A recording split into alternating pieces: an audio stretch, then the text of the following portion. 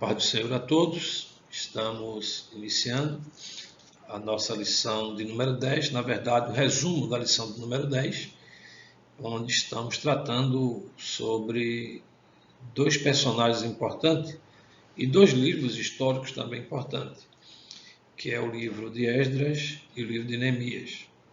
E nós vamos estar trabalhando esse período da reconstrução de Israel. Bem, no esboço dessa lição, nós vamos observar o regresso de Esdras a Jerusalém, o início da reconstrução das muralhas e também a conclusão da restauração das muralhas. Não só a reconstrução, mas a conclusão dessa reconstrução. Vamos verificar que a condição de Esdras, né, que dirige o povo na adoração a Deus, e os anos de silêncio, né, aquele período de 400 anos que é intercalado entre o Antigo e o Novo Testamento. Então, essa lição está muito boa para a gente analisar esses personagens, né? Esse personagem bíblico que faz a história de Israel. Bem, esta lição ela abrange os últimos 50 anos da história do Antigo Testamento. Os eventos principais giram em torno do regresso de Esdras a Israel, acompanhado de cerca de 2.000 cativos. Isso no ano de 457, e também de Neemias, né? Neemias com um grupo mais reduzido, em 445, portanto acho um período considerável, né? O primeiro desse grupo assumiu a incumbência de fazer uma reforma espiritual na nação, e a segunda leva, o segundo grupo que chega, ele tem por obrigação reconstruir as muralhas de Jerusalém. Então, portanto, aqui nós temos Esdras e temos Neemias. Este paralelo entre esses dois grandes representantes de Israel, né? Essas duas grandes figuras no cenário histórico de Israel, tanto o Esdras quanto o Neemias, que vai realizar trabalhos extraordinários, né? Esdras, que está fazendo aquele trabalho mais, diria, burocrático, porque ele vai trabalhar a lei, vai restaurar, vai chamar a população a uma responsabilidade, diria, espiritual, uma chamada à condição civil, porque elas se entrelaçam, né? É um legislador, ele vai legislar sobre aquela comunidade que está por muito tempo sem as diretrizes, sem o comando, e já tínhamos a presença de Zorobabel na reconstrução do templo, e agora chega Esdras para trazer, fazer vogar a lei, né, que estava esquecida pela população, e comuna com a chegada de Neemias para restaurar as muralhas de Jerusalém. Para iniciarmos, vamos falar um pouco sobre Esdras, o escriba.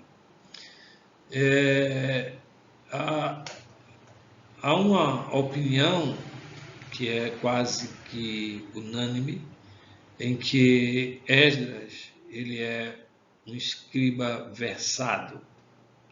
Tanto é que muitos judeus elevam Esdras à altura de Moisés, porque Moisés deu ao povo a lei de Deus, enquanto que Esdras restabeleceu entre eles a primazia da lei divina. Logo, Esdras é considerado o maior mestre do Antigo Testamento. Através do seu ministério, desenvolveu-se em Judá um intenso interesse pelo estudo, não só o estudo da lei, mas pela obediência à lei e aos mandamentos de Deus. Esse interesse vigorou por 4 séculos, até os dias de Jesus, quando se destacavam os escribas, os fariseus, cujas raízes filosóficas remontam a próprio Esdras. Infelizmente, os escribas e fariseus das gerações posteriores negligenciaram a chave do sucesso de Esdras, que era a boa mão do Senhor, seu Deus, estava sobre ele. Isso é retratado lá no próprio livro do Esdras, capítulo 7, versículo 6. Assim, nós vamos estudando o livro de Esdras e observando este livro em 2 secções, pois há um intervalo histórico de pelo menos 60 anos entre o capítulo 6 e o capítulo de número 7.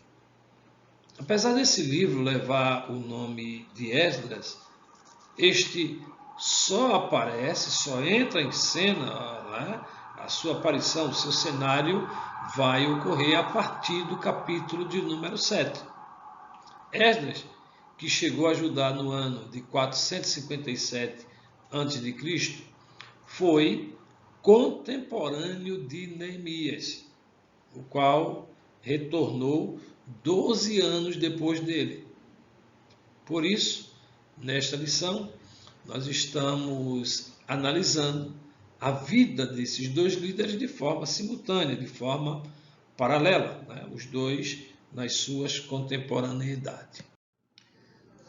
Eu desejo concluir este resumo que fizemos desta aula falando de forma mais diretiva sobre o regresso de Esdras a Jerusalém, porque agora estamos no ano de 457, tendo se passado 58 anos de silêncio, conforme falamos ali na introdução, entre os capítulos 6 e 7 do livro de Esdras, de forma que, desde a reinauguração do templo, vocês lembram lá que a gente falou de Zorobabel, em 515, naquela primeira leva que chega para resolver esse problema, até a chegada de Esdras em Jerusalém em 457, onde era o 7º ano de Artaxerxes, rei da Pérsia, e que Esdras vai e faz aquele trabalho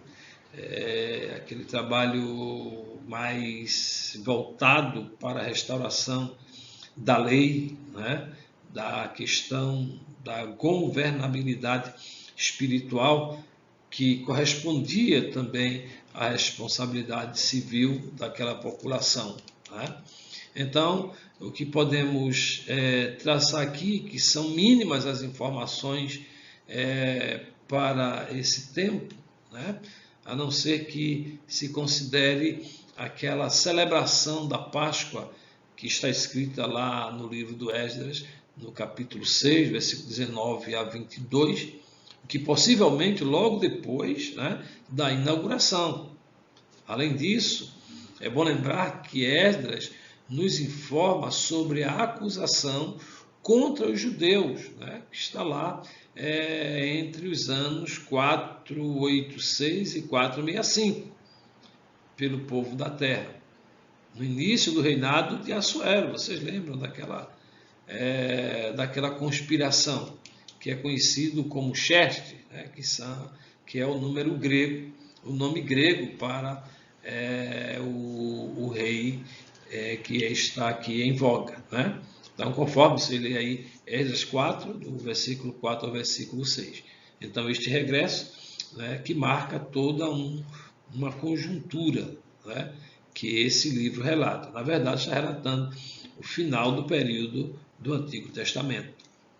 É bom lembrar que é nesse período que vai aparecer Ageu, Malaquias, aqueles profetas que vão profetizar as questões do templo, da reconstrução, animar o povo a continuar. Então está aí esse panorama, espero que tenha ajudado e quero agradecer pela vossa paciência e até a nossa próxima intervenção.